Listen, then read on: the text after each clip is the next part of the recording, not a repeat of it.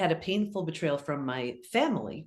I thought I did all I needed to do to heal from that. And then it happened again a few years later. This time it was my husband. So that was the deal breaker.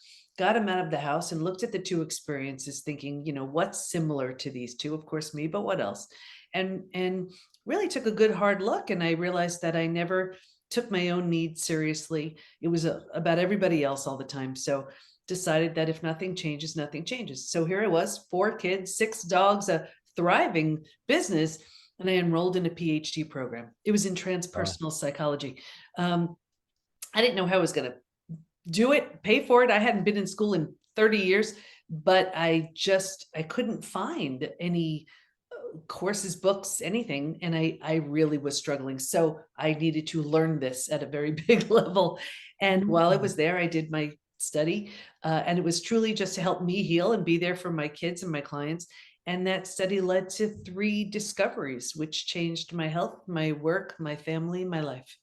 Wow. What were those 3 discoveries? Yeah. So the first one was originally I was studying betrayal and post-traumatic growth. And for those who aren't familiar, I look at post-traumatic growth as kind of the upside of trauma, how whatever that trauma is, death of a loved one, disease, natural disaster, leaves you with a new awareness, insight, perspective you didn't have.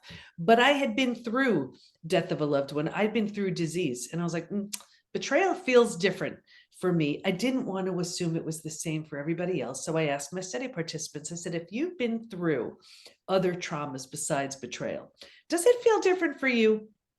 Unanimously, they said it's so different. And here's why. Because it feels so intentional, we take it so personally. So the Yes. entire self gets shattered. Rejection, abandonment, belonging, confidence, worthiness, trust. They're all destroyed.